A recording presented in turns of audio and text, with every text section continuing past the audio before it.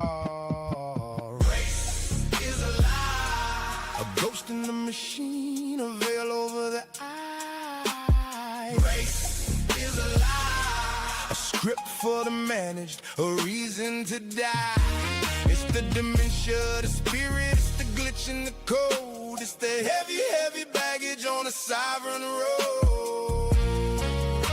Dissolve the construct, right? Yeah, yeah. It started as a lie, a whisper in the dark, designed to keep the brothers from finding the spark. Father is a soul whose sovereign operating system was no longer whole. It didn't pull that trigger from his fully human place. The construct had the wheel, the construct ran the race. So stop fighting your father and dismantle the disease. If a lawyer wrote the code, the architect holds the keys. What was manufactured can be dismantled.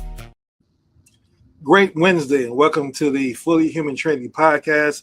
I'm your host, King. I'm joined by my co-host, Jess-Esther. How you doing today, Jess? Doing great. And we are honored to have as a first-time guest on the Fully Human Trinity, but it's my second opportunity to interview Jenna Nicholas. So, Jenna, welcome to the Fully Human Trinity. Wonderful. It's really great to be here. Thanks so much for the opportunity. Great to have you. Now, before we get started with our interview, we always like to do what we call a check-in. And our check-in just kind of sets the state of for our listening audience of where we're vibrating and which state we are right now, as well as for our conversation. And we measure the state by choosing a number between 0 being life sucks to 10 being life is awesome. And so based on that numerical value, where would you say, Jenna, you are right now, just in this moment? I love that question. It's one I come back to a lot. I think in this moment, I'd say about 7.5. Excellent. Excellent. Jess, how about yourself? In this moment, I'm feeling about a 9. Yeah. Really grateful to be here. Really grateful to be here. Really grateful to meet you, Jenna. Grateful to meet you too. And I'm a 10. And I say I'm a 10 because, you know, my 10 is based off going through a list of gratitude. And when I go through my list of gratitude, what I'm grateful for, life, health, breath, ability to see, hear, etc., that sets me at a 10. And so with that being said, Jenna, welcome to the Fully Human Trinity again. And so let's welcome her fully, Jess, by having you read her bio for our listening audience and set the context of who we're speaking with today. All right. Sounds good. So today, family, our guest doesn't just talk about conscious capital. She moves it. Jenna Nicholas is the president of LightPost Capital and the co-founder and CEO of Impact Experience, a company built to do one thing: bridge the gap between investors, entrepreneurs, and the communities of the old systems overlooks. She's an angel investor who has backed over 3 unicorns. She has led Invest Philanthropy, a coalition of more than 170 foundations, over $50 billion in assets, moving capital out of fossil fuels and into impact. She worked with the World Bank on green bonds. She went to Stanford and earned her MBA. She was the Forbes 30 under 30, featured in the New York Times and Financial Times and Forbes. And she's the best-selling author of Enlightened Bottom Line, a book I'm loving, a book exploring the intersection of spirituality, business, and investing, a book that gave language to what we are currently living. But here's what the resume won't tell you. Jenna is an active member of the Baha'i faith, and she was raised by women who taught her that saving one soul is enough to justify a whole life. And she believes, just as we do, that wealth must serve humanity. So welcome, Jenna Nicholas, to the Fully Human Trinity. Amazing. It's great to be here. Thank you. Now, Jenna, what I want to do is get started with really, we talk about in our podcast, Fully Human Trinity. Even our theme song start off with race is a lie. And I want to set the context behind it because our belief is that identity controls pretty much everything most people are going to deal with in their lives. It controls your thoughts, your behaviors, who you love, who you hate, your ambitions, as well as your goals and your desires. And so with that being said, we're building the fully human movement based off four agreements, And these four agreements of being fully human, number one is energy is everything and everything is energy. Number two, energy is in a constant state of motion, either an increase or a decrease. Number three, we focus on the increase. We realize that we can create decrease in each other, but our true north is the increase. And number four, our identity is fully human, not our race, religion, sexual orientation, political party, womb, career, or anything that separates us from one another. We understand that being fully human and being energy is quantum physics, and that's what we focus on. And that allows us to connect, engage, and co-create at a much deeper, higher level of resonance without worrying about being triggered by divisive identities. And so our first question, with that being said, is going to fall within the identity perspective. It's just read your bio, which is very impressive. You've had a lot of things that you've achieved in your life in 30 years. So that's definitely impressive. My question now, as we really look into, from the fully human perspective, is really understanding now your Baha'i faith. What I really want to understand, as I was reading your book, you mentioned Ubuntu. And Ubuntu is something that Jess and I both are familiar with because of the people we're building with. Because we are. And you connected and you had the opportunity, the privilege to meet Desmond Tutu. And so now, with that context being set, I want to know, within, how does your faith in the Baha'i faith and your practice of understanding Ubuntu and your importance of putting in your book, how does it impact your life, your identity, and you as an impact investor in the business? Wonderful. Thank you so much for the question and thoughtfulness. And I can already feel myself going from a 7.5 to a 10 out of 10, just in hearing from you both. So really excited to be here today. And this is a question that I think about a lot. And one of the core principles of the Baha'i faith is the idea of unity and diversity, and the idea of the equality of men and women, the harmony of science and religion, the concept around work as a form of worship. And so a lot of these principles are principles that really inspire much of what I engage in on a daily basis, and I think very much interconnected with the idea of Ubuntu. And there's a sort of a concept in the Baha'i writings around the idea that humanity is like a human body, and that what affects one part of the body affects the whole. And so we have to, when we're considering the impact of our decisions on different communities or people, how are we really taking that holistic and ecosystem approach to so many of these questions and conversations. And I think so much of the ideas behind Ubuntu and this I am because we are is really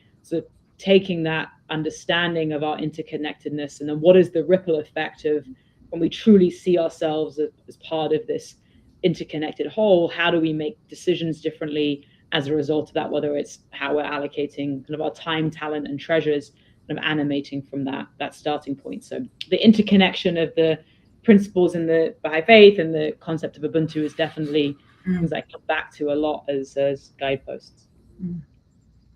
And what was your exposure?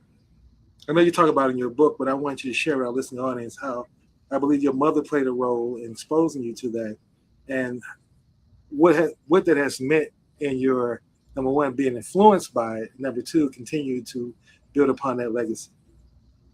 Yeah, so I was really fortunate. My mother became a Baha'i in her 20s, so I grew up kind of knowing about the Baha'i faith. There's a lot of emphasis in the Baha'i community on independent investigation of truth, and just because your parents might be Baha'is, it doesn't necessarily mean that you're a Baha'i. You have to kind of choose it for yourself. And so growing up from the age of about 11 to 15, I took part in a program called Transformation for Peace, and it was with young people from all around the world, and it was all about reflecting on our values and place in the world. And it was inspired by the Baha'i faith, and it was really played an influential role for me in shaping how I think about the limited amount of time that we have in this world, and how do we use our energy directed to addressing some of the greatest challenges. And so it really sort of lighted this spark in me that's going to continue to be a through line throughout. And the Baha'i Center is in Haifa in Israel, and so having a chance to also visit there on pilgrimage, and the core belief in the Baha'i writings is that the underlying spiritual teachings of all religions are the same. And so being able to also learn about other religions and pathways and really see this through line of running throughout, and is something that really kind of inspired me and has inspired my journey. Yes. And would you say that you were already under the influence of the Baha'i faith before you got into capital and you began your career? It's safe to make that assumption. So you approached it with that understanding and that mindset. Definitely, yeah. So it's from quite a young age. Definitely the concepts around the Baha'i faith and some of what we've been talking about today, it was a big part of the inspiration, and I think really helped to influence how I then decided what to direct my time to professionally, and really being drawn to the field of social entrepreneurship and social responsible investing, and how we really blend building sustainable revenue producing models with this deep consideration around social and environmental impact. A lot of the inspiration for me in pursuing a career in that area really kind of stemmed from my faith and the principles of the Baha'i faith. Wow. Now, Can I just comment really quick, because this is absolutely so incredible to see the differences in our conditions just between Jenna's experience and myself, where what you had, Jenna, is such a gift to receive that information, especially at that age, because the information that I received at that age was the exact opposite. Right? And the religion that then I opted into was one that saw separation and seclusion and I have it right, you have it wrong mentality. And so how long it's taken me to like work through that to get to this point that you're saying, it's like, I see what my algebra teacher was saying in school of like, it doesn't matter how you solve the problem. Right? We're all, as humans, going to solve the problem, and we're going to do it in our own unique way. So it's just giving me this confirmation of like, it doesn't matter what conditions we came from and what we were offered, because what you're offering here is that there's a tie, there's a commonality, there's a humanity that's like this web underneath all of it. That's like, we're all going to be okay. We're all going to get there in our own way. Yeah, I love that. I think about, there's this line from Ram Dass who says, we're all just walking each other home.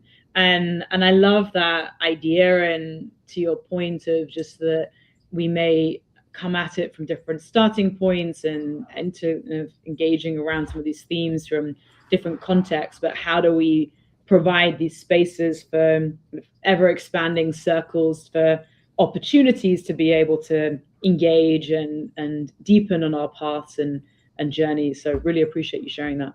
Yeah, thanks.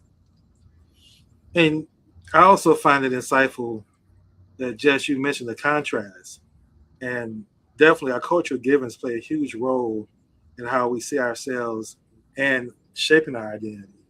And Jenna, what I'm showing with you here now is the 6 pillars of being fully human. I shared with you the 4 agreements before, that once you make these agreements, this is how you live being fully human. And once you have your identity, which we discussed briefly, now we're going to talk about the growth mindset. And it's important that we put it in this framework, because my background is system engineering. So I think in frameworks and logic. So everything for me is 4 this, 6 this, 7 habits of highly effective people, 17 spiritual laws of success. You know, I can go on. And it helps me understand things conceptually. And more importantly, as Stephen R. Covey talks about, is I read the 7 Habits of Highly Effective People as my personal Bible. He talks about when you learn something, learn to teach, called the third person learning. Then it's going to be a deeper understanding of how you learn it and how you understand it. And that impacts my growth mindset. And I want to share with you, because growth mindset for us, what I'm learning, I should say, is that the people who really resonate with the fully human movement that we're building are folks who've gone through a wreckage in their lives. And that wreckage is something that causes you to question your identity, either emotionally, financially, physically. And within that question, it begins to open you up to being able to learn something new. And for me, my wreckage was being a conscious capitalist. I was the former president and founder of the DC chapter of Conscious Capitalism. I've been a benefit corporation in Maryland. So I've been in the conscious capitalism space, social responsible space for the last 15, 20 years of my life. And I went to Baltimore with a mission to build a conscious community within Baltimore that purchased real estate and created a whole economy through the power of real estate. And then COVID-19 hit, and it pretty much dismantled that whole thing once I got success going. And a long time I had the mentality of why me, why did this happen for me, until I had to grow out of it. But I also, in reading your book, and that's why I wanted to bring the parallel, you also had a wreckage story as a result of COVID. And I just kind of wanted you to talk a little bit about how what you went through as a result of coming out of COVID, your wreckage that led to where you are now and who you are as an individual and how you see your purpose in the world.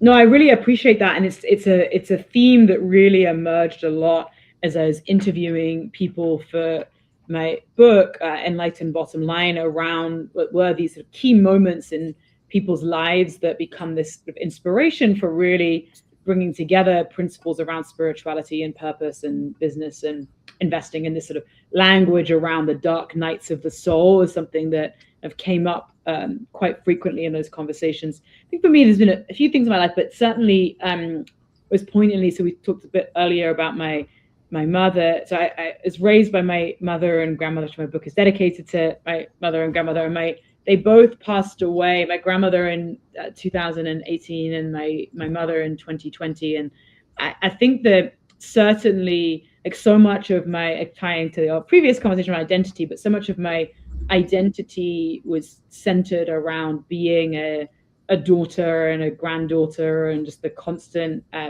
engagement and advice and support system that they both provided. That it definitely was a very kind of recalibrating set of experiences to both, like, be present to the grief and the pain of that experience, and then also what does it look like to metabolize that pain. And I think, to your point around COVID, that the intersection of this individual experience of grief with the collective grieving process that people all around the world in different ways and different circumstances but were going through is definitely something that was like very poignant and certainly a catalyst for deepening on this pathway of how do we continue to operate from this perspective of that we're fundamentally kind of spiritual beings having a human experience, and what does it look like to, like, reground in that reality and show up and engage from that space. Yeah, digesting our grief. Absolutely. And the second part of that question is this. And reading your book, I read that you went to New Orleans with Ben and Jerry's board on a trip to Cancer Alley. And what struck me in my mind when I read that was that how cancer now is formatted or linked into my mind because of a gentleman by the name of Mike Murphy, who wrote a book called The Creation Frequency. And the book was a book that I picked up right after my wreckage in Baltimore when I was searching for my identity. When I believed at that time that my identity was based on my race. And I had built my movement based off the upliftment of my race. And that was everything that was driving me. That was my purpose in life. That was why I got out of bed in the morning. That was why I read the books that I read. And when everything crashed, not just because of COVID, but because of how people showed me that you can't build a movement off shared trauma.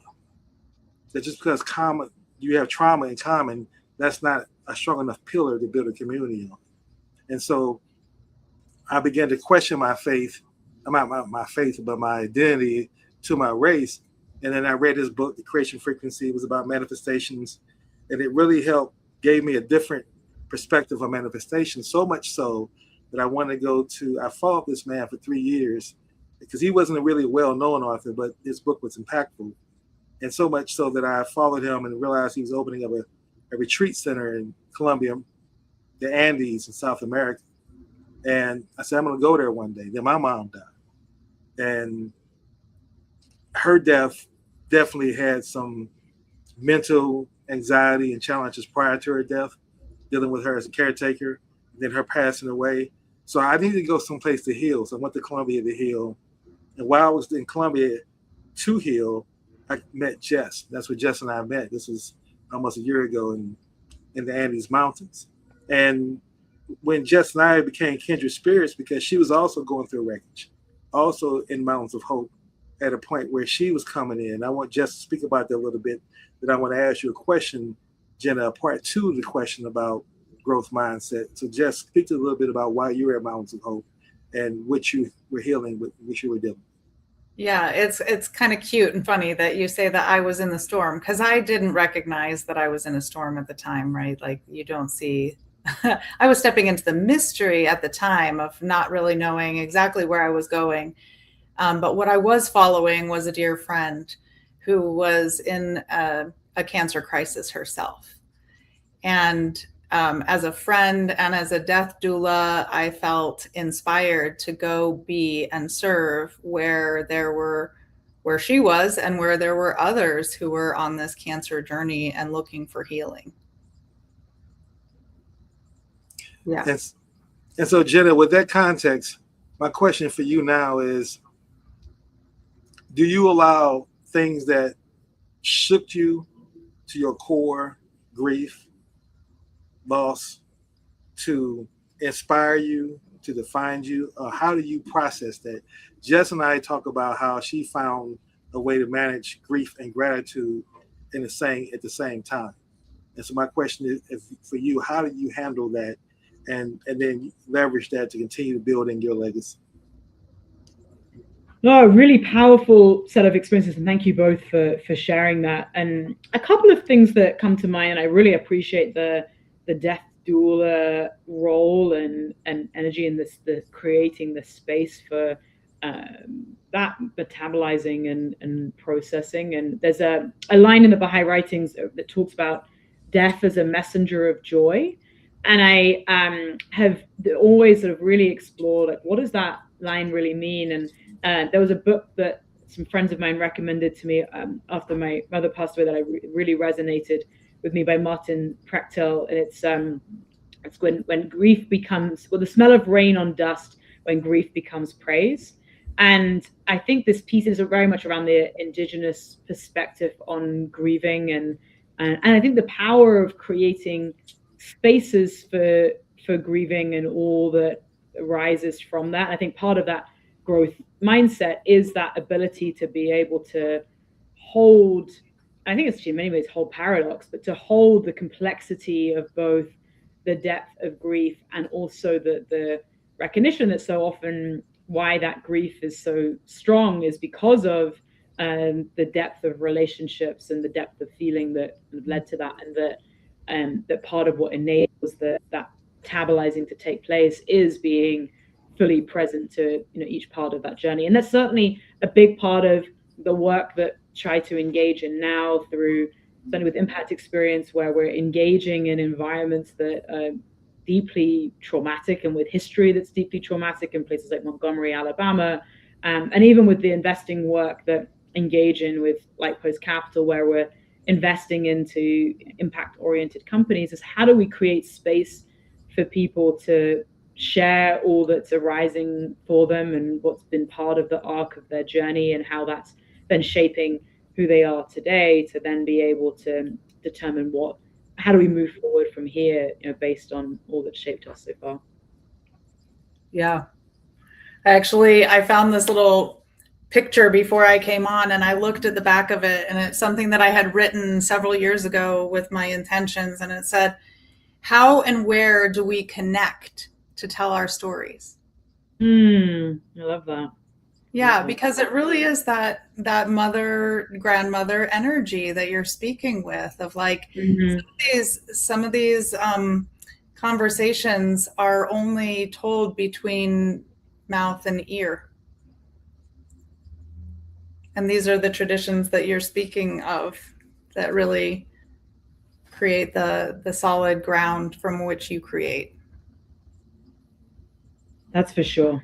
That's for sure. Yeah, and I think the storytelling part of that is such a huge component.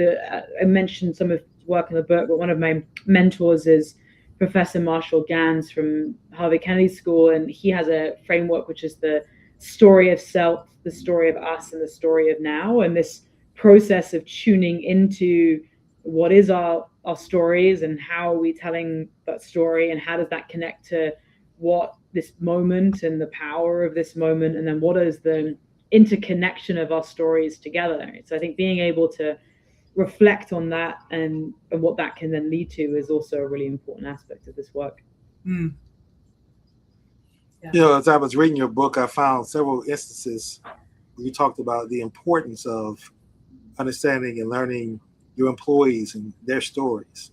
And that's what this whole wreckage to wisdom comes about. Is just my build this movement, we're interviewing fully human leaders or people who behave that way, whether they choose to identify that about or not. But what they're sharing is their wreckage to wisdom story. And we just got off a podcast with a gentleman, and Mike, he said to him, identity is about what's your story. So the story keeps coming up over and over again. And I think that's so important, because to me, that goes to my next question, which is the purpose and serving pillar. Because I believe that, and I often ask people this question now, what is the story you're telling yourself that prevents you from change? Right? Because people are constantly telling stories, and they believe these stories. They believe that this is true and this is how life is. And it's like, that's just a story you're telling. That's not necessarily the reality that I'm experiencing. Like, for example, when my mom passed away, my brother and I both dealt with it totally different, still are dealing with it completely different. I looked at it as she was ill for 2 or 3 years, and I watched her painfully go through decline in her health. And so to me, her passing was grace allowing her to now move on. And yes, I miss her presence, I miss her energy, but I don't want my mom to sit there and suffer just for my selfishness.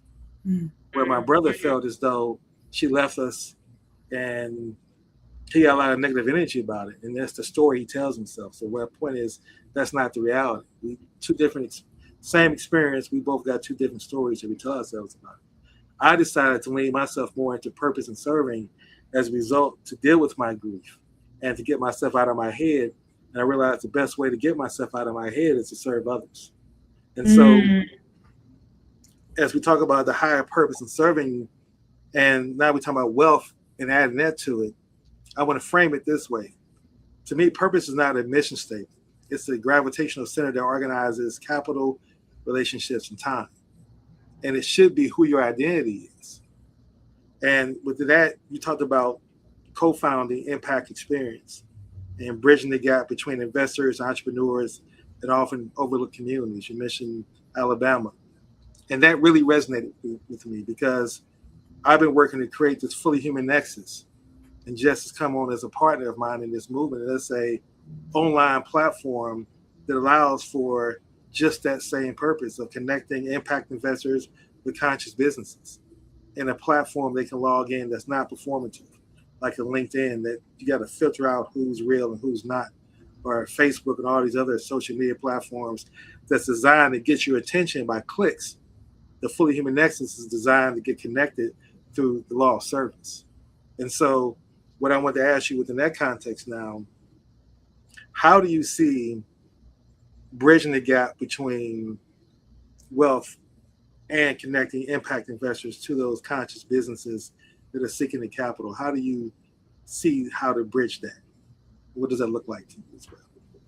And thank you for that question. And with Impact Experience, he co-founded about 10 years ago now. We've had about 6,500 people that have gone through these experiences, it really came from an observation of when we look at the investment landscape of the $82 trillion in the asset management industry, and less than 2% being invested into women and people of color run companies and funds. Like, what would it look like to create spaces to really build bridges across race, class, religion, gender, and create the opportunity to really connect as human beings? And when we think about a lot of our work with one of the communities that we've actively worked in over the years is in Southern West Virginia. And the story that we like to share in the book is we always start all of our gatherings with everybody sharing a symbol or an object that has significance to them. And part of this point about what it means to be truly human and sort of truly human leadership is this aspect of our ability to see each other beyond our professional roles or what might be separating us, to really what is that underlying inspiration and who are we as human beings beneath the surface as such. And one aspect one story that really often think about from West Virginia is this is a community with incredibly high rates of diabetes, obesity, drug offense rates, many laid off coal miners. In the circle, this one time we had somebody who was a former coal miner, and he shared as his symbol a piece of coal. And he talked about how for him, coal wasn't just a job. It was his sense of identity and his connection to his family and community. And also in the group, we had somebody who had spent her life fighting for environmental causes, and she brought a solar panel. And she talked about how for her, a big part of her inspiration was actually many similar areas around identity and family and community. And on the surface that they couldn't have been more different, but through being able to see what was underneath that and what was really motivating them, they realized that they had a lot more in common than they realized, and then went on to form these partnerships and collaborations together that I think were it not for that space that was created to be able to see that humanity of the other, that ability to then form these collaborations and partnerships would be that much more minimized as a result. So I think that so much of it and so much of the spaces that we try to create with impact experiences, that ability to be able to see each other's humanity, and then when we go on to form those partnerships, there's much greater effectiveness coming from that space. Oh, beautiful. Absolutely. So before we go into our frequency signal break, Jess, did you want to add any context? Or I just have some finger snaps because I just love that so much, of like, we just hold space for the co-creation to happen where we see each other all as fully human and everyone has something to contribute. Just beautiful. More snaps. Yeah. Absolutely. So we're going through the first part of our interview, which is the first three pillars. And now we're going to take a break for our frequency signal. I don't call it music because I created it using AI as the instrument, but I wrote all the lyrics and I architected the beat, choosing the sounds I wanted to hear. And Jenna, you inspired this song. So I wanted to create this for you to hear inspiration, because again, like I said, I've been in the conscious capitalism world, triple bottom line, social responsible world, whatever you want to call it, for the last 30 years. So I've had the opportunity to see people who are performative, who can talk all the right words and use all the right buzzwords, but their behaviors don't show it. I've been in conferences where we're talking about love energy all day in a room full of people. We're eating great. We just did yoga. We did breath work. And then the minute we walk outside, we walk past the homeless people. So it's like, wow. So where does our love start? Does it start when we get in the car, when we get home? But because it definitely didn't start here. So that's why I appreciate who you are and your authenticity. And so that's what inspired me to put this song together. And like I said before, being able to let go of the racial ideology lens that I believe is a 50% drainage on my creativity. I'm able to equate myself in this world utilizing AI as I liken myself to Quincy Jones, and I can orchestrate these different productions. But each one is an audible parable, I call them, because it's not designed just to be a song, it's designed to have a message with it. So this particular message that I'm going to play is called Impact Investing. So let's enjoy it. This is not music. The AI is the instrument. I am the architect of the frequency. This is my frequency signal, King. A deeper purpose rooted in spiritual principles and ethical values serves as a compass for our decision-making, directing capital toward initiatives that build a more just, sustainable, and harmonious world. Jenna Nicholas. Impact investing. Impact investing. What is it? That question has me stressing. Impact investing. My mind's constantly wrestling with return versus impact, often leading me guessing. But to the sovereign architect, I realize the capital I have is a blessing. Impact is what I must be addressing. I choose impact over return, and this is what it means to be fully human. I find myself being mentally tested to decide if I want to make a return or do I want to create an impact. I'm both achievable with this capital. It's believable, but is it conceivable? What's the plan? How do I grow this capital in a way that defines me? I find myself mentally wrestling with the idea of impact investing, cause my financial teaching tells me seek return, but how do I?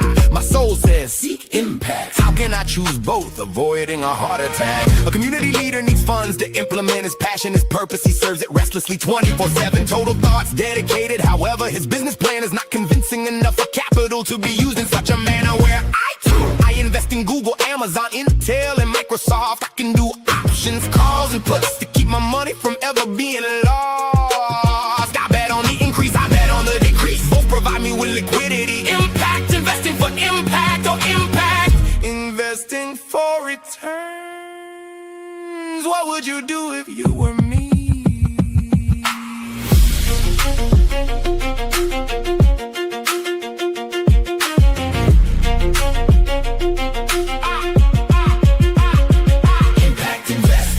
To be financially prudent, I'm told to put my money in an account so I can always gain interest. But as a sovereign architect, I understand that money is energy and it must be used to make a difference. I must align and build with those who align with that decision. Because as an impact investor, I must have a deeper vision. Impact investing. My mind's constantly wrestling with return versus impact, often leading me guessing. But to the sovereign architect, I realize the capital I have is a blessing. Impact is what I must be addressing. I choose impact over return, and this is what it means to be fully human.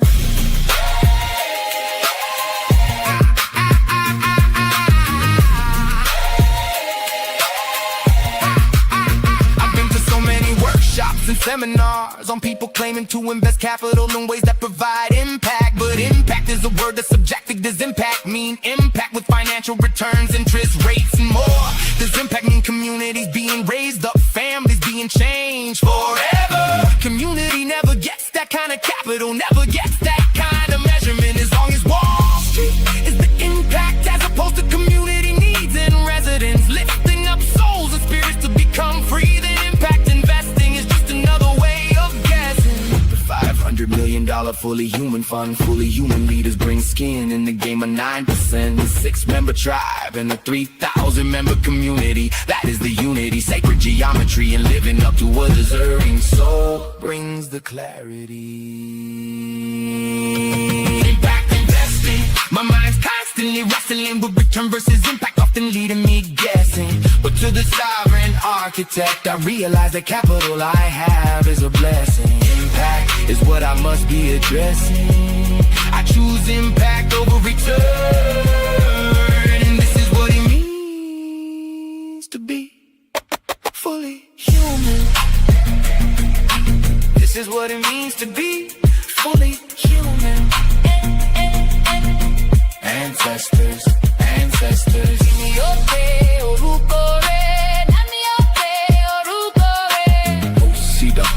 I am broadcasting at 500 hertz. Are you picking up?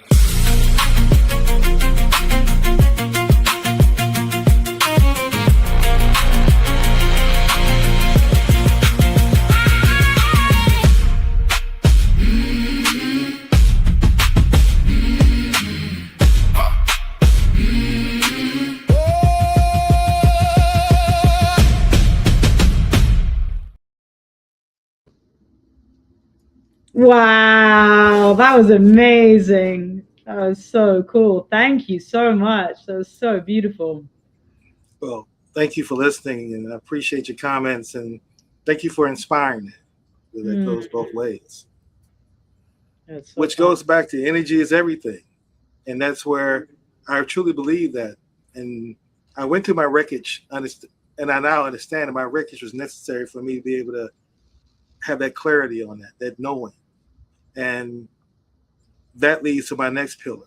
And this is one that I find Jess to be a person who exhibits this strong love energy. So she's been able to be that pillar that I've seen her go through significant storms in her life while still showing up and being present in meetings, still showing up and being present to serve, and not allowing those things to be excuses and reasons not to do it.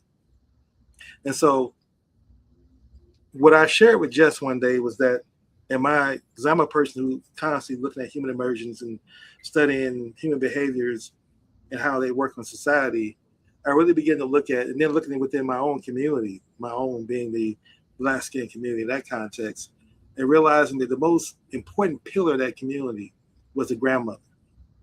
That when the grandmother passes, it changes everything about how those families act from that point forward. We often call her Big Mom. Tyler Perry made a whole series and became a billionaire of characterizing the Big Mama, the grandmother.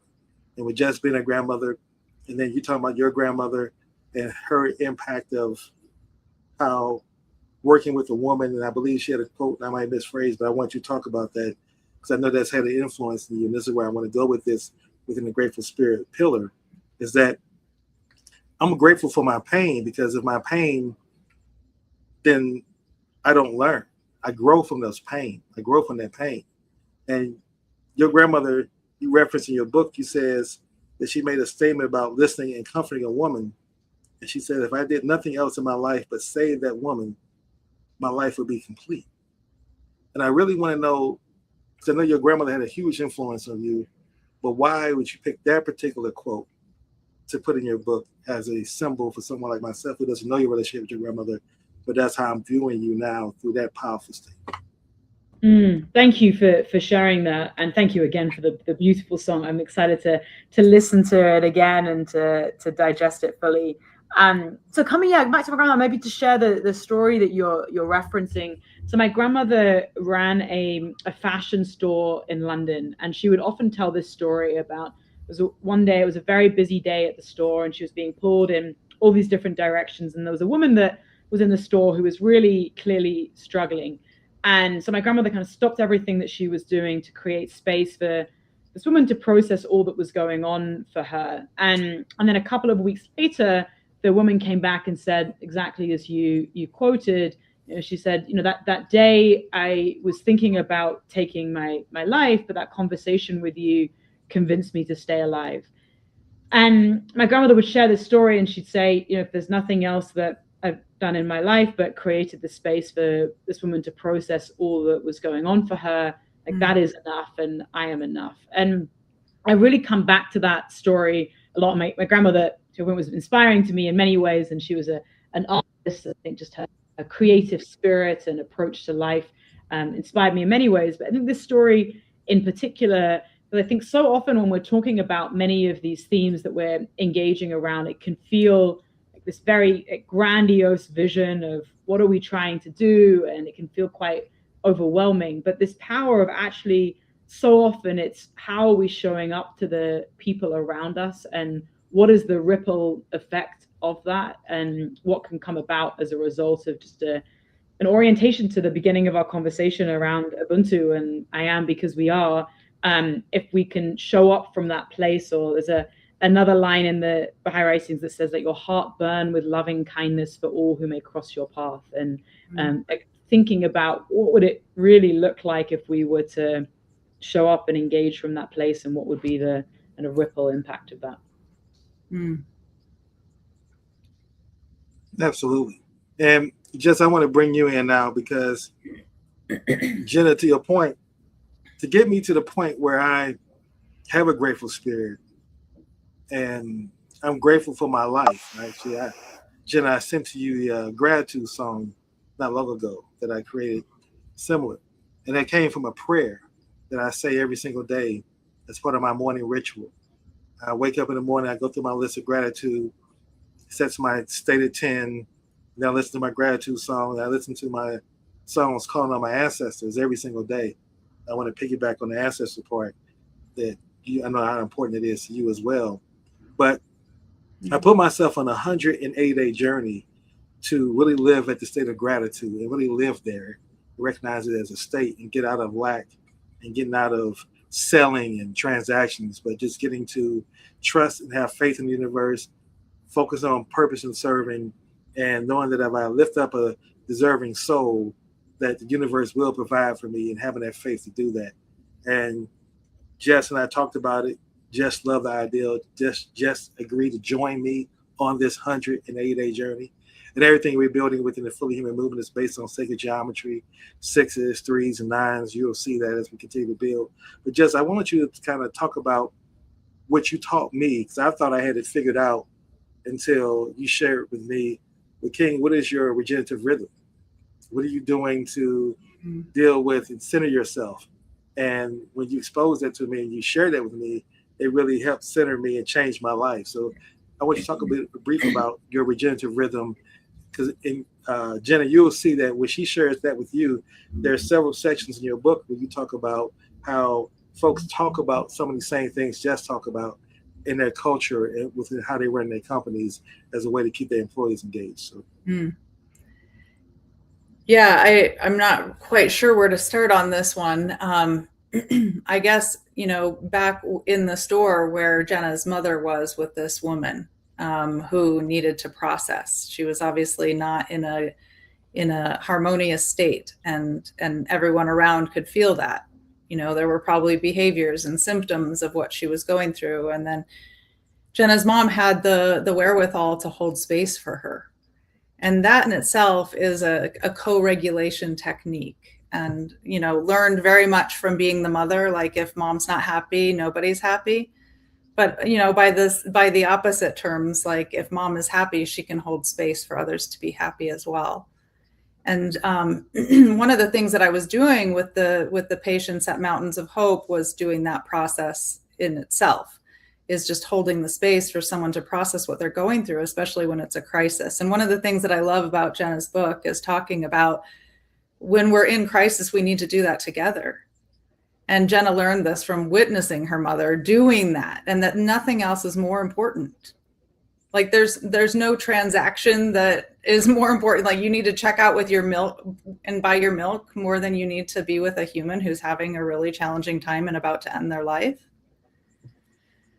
Whew. So that's it. That's the regulation rhythm, is like not moving so fast that we're not processing or digesting the strong emotions that we're feeling.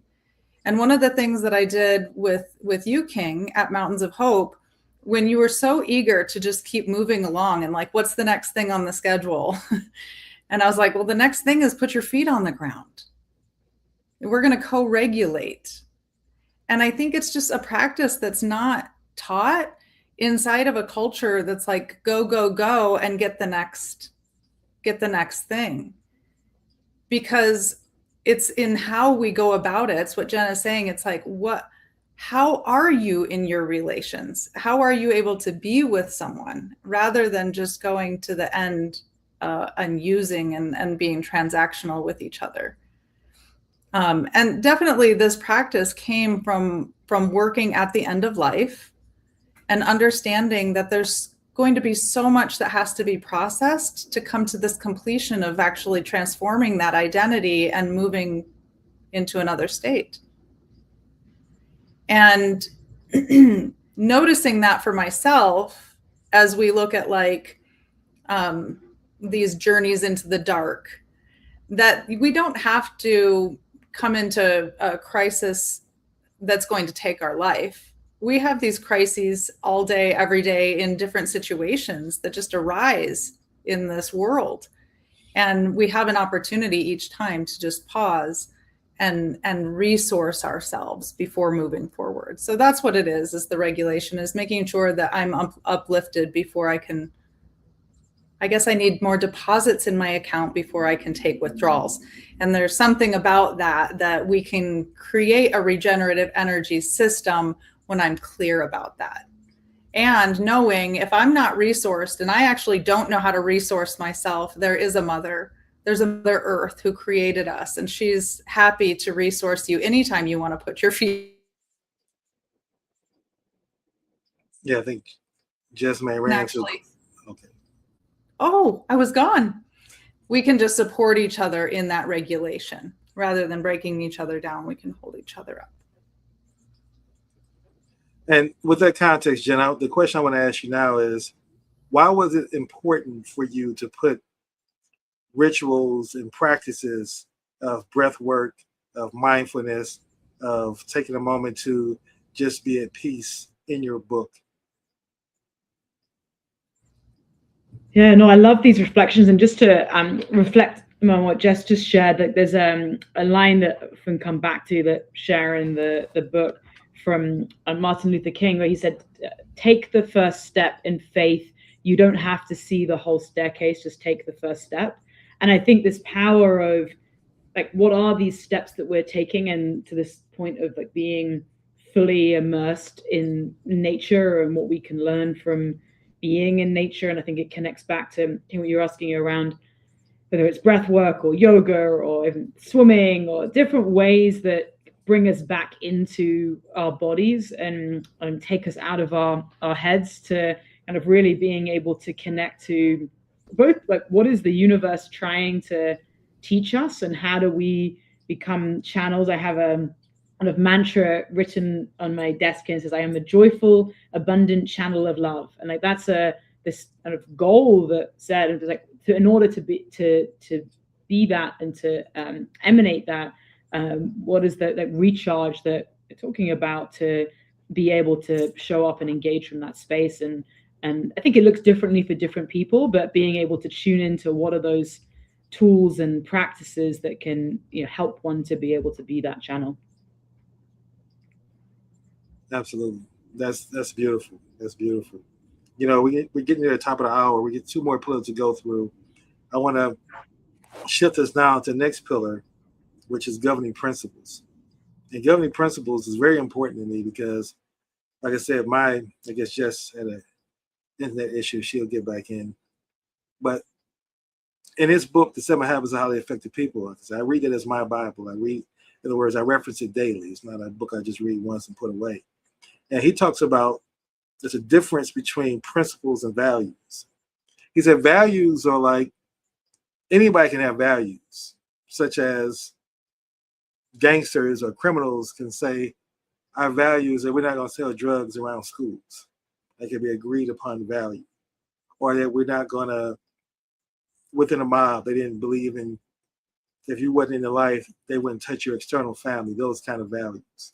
Where he said principles were long-lasting and life-changing, and they're universal, like gravity is a principle.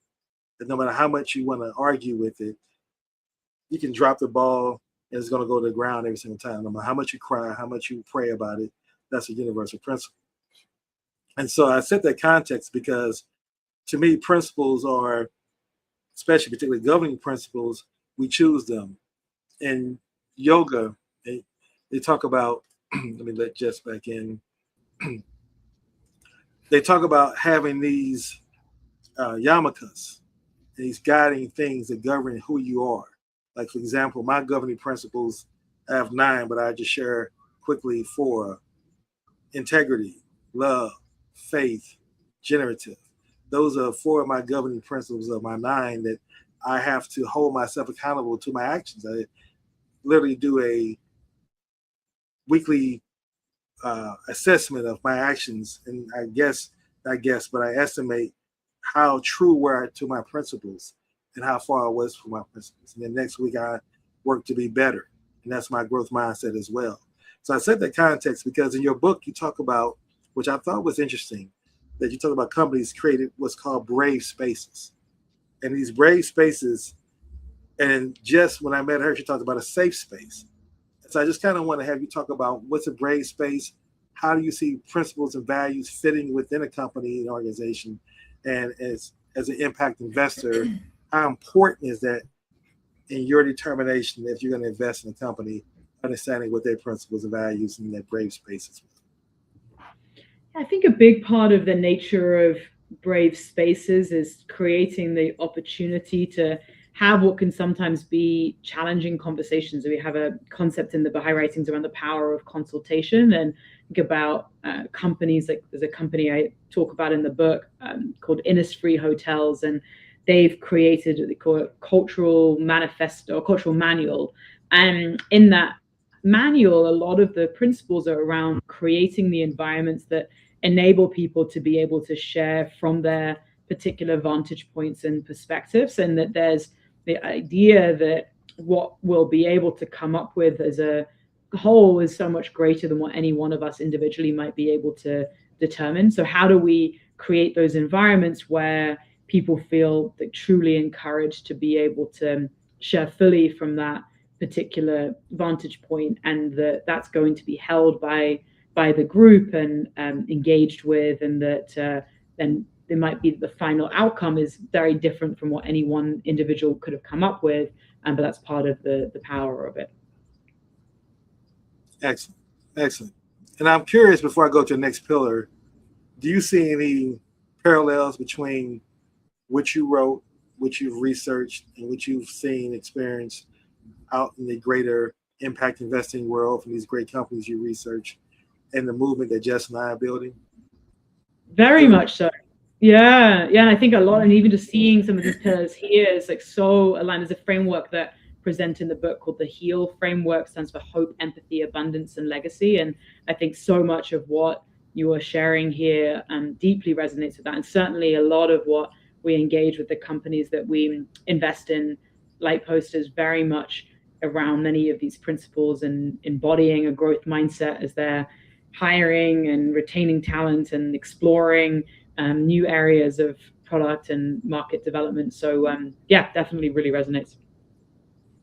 Excellent. Do you have any comments, Jess, you wanted to share?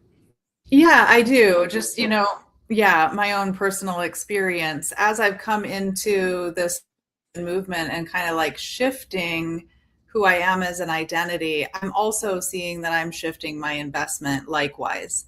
And so just confirming what Jenna is saying is that as I stand more in community and receive those reflections, I see potential and possibility for humanity, rather than the way that I was about it before with my future investment, that was really a linear plan that I think was originated from the industrial age, where it was like a drain on the system. So by shifting my identity, shifting my beliefs, and shifting reflections around me, I'm now seeing the ability to serve humanity in a regenerative way. Much like I was saying about my energy and regulating that, I'm seeing with business, with economy, and with my investments, that all functions in that way, cycling and repurposing, so the impact, not just on one individual, the whole. And absolutely. And Jess, you've been a trailblazer in leading with faith. So Jenna, I want to share with you as we go into this next pillar, the self-awareness pillar.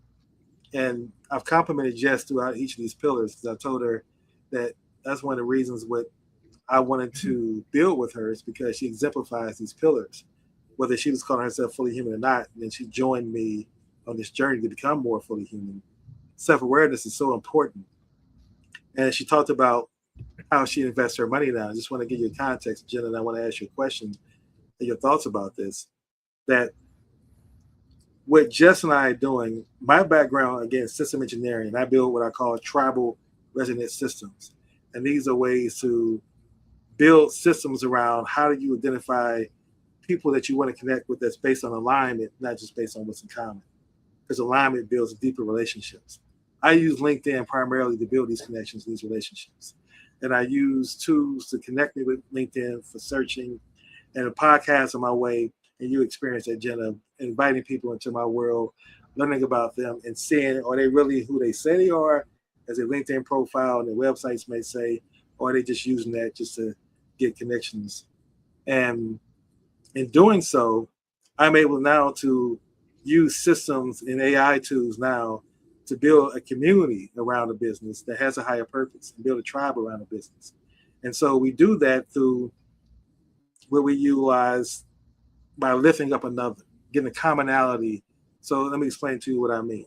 If I want to connect with you on LinkedIn and I don't know you, I just read your profile and I want to send a direct message to say, hello, how you doing, etc.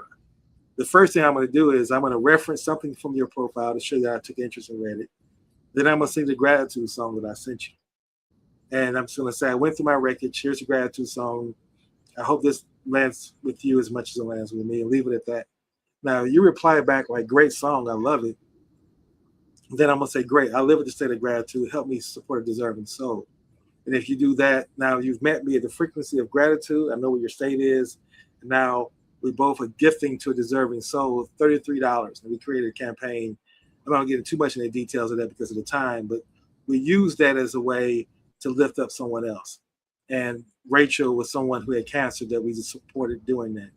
And as we built that out, I was telling Jess that in order to make these campaigns truly successful and work, it's going to require at least 9% of what the targeted raise is. So if we're trying to raise $99,000, it's going to require at least $9,000 in order to make it happen, to build these systems, to get the social media accounts configured, to build all the processing and matching and so on and so forth. And she stepped up and says, well, I'll be willing to do that. I'm willing to go ahead and put that fund.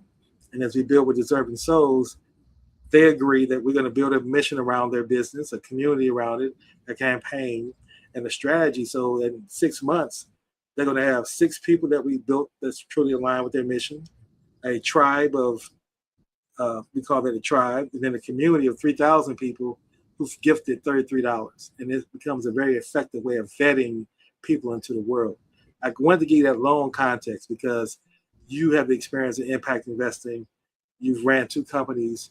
And you have a vetting process of how you go about choosing companies to invest in. And so my question for you is twofold. Number one, does a model that we just described, and I know that's difficult to assess all that just off a question, but are we on the right path? Because we want to create a fully human fund for conscious entrepreneurs to kind of follow that process. That they bring $9,000 to a mission, we can help them raise $100,000 in 6 months. And we can build a tribe around them of 6 people who are aligned with that action, and then as well as a community around them.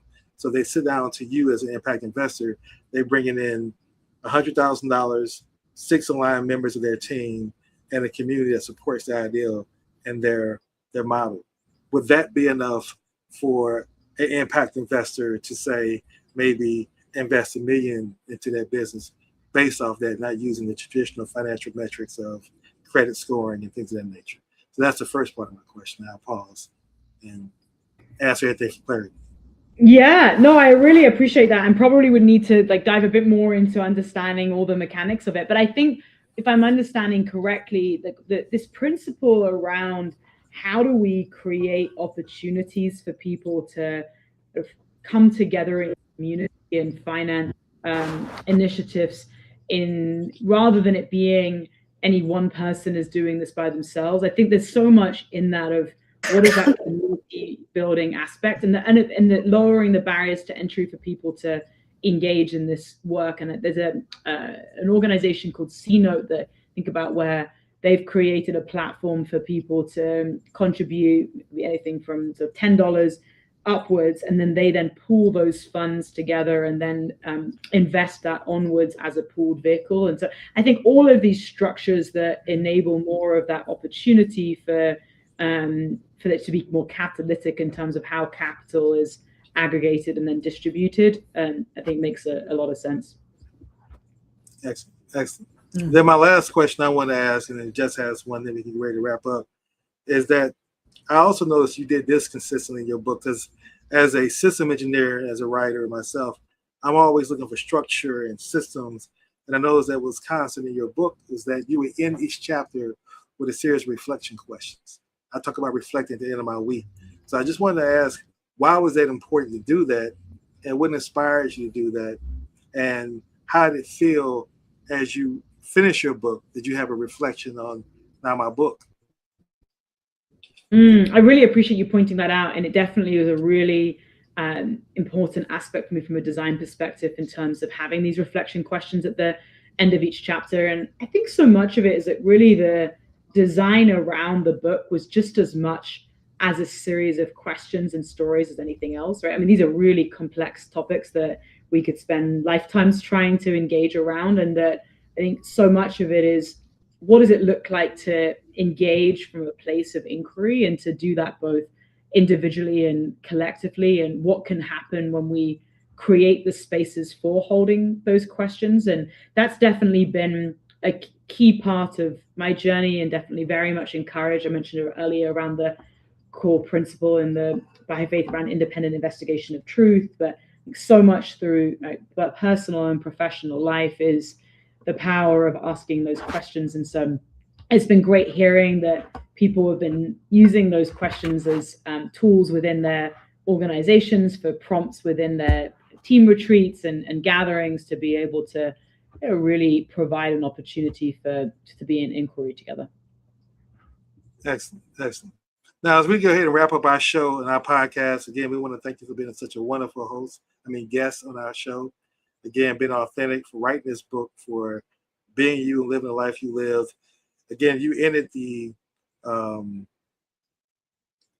book signing event at Busboys and Poets, where I saw you talking about how important your ancestors were and living up to them. And as you can see, I have my ancestors behind my head. That plays a very important role in my life and how I live my life. And being fully human allows me to pick from all the ancestors instead of just ones that have my same skin suit. So now my question, with that being said, is I want to give you the opportunity to share any closing thoughts you might want to share with our listening audience, contact information where they can buy your book, or anything else that you want to share as we wrap up today's conversation. Wonderful. No, thank you for that opportunity. And I definitely think, coming back to these questions, there's a frame that I often come back to, is what is the trace that we're seeking to leave, and how do we kind of come back to the actions that we're taking on a daily basis really aligned with that trace that we're seeking to leave. So definitely would encourage people to check out the book. It's on my website. It's at jenna-nicholas.com/book. We also have a Substack, and just love to continue the conversation and be in community, and just appreciate the opportunity to be here today. So thank you. Thank you as well. Any closing thoughts, Jess, you want to share? You still with us, Jess? I see you have a little buffering happening.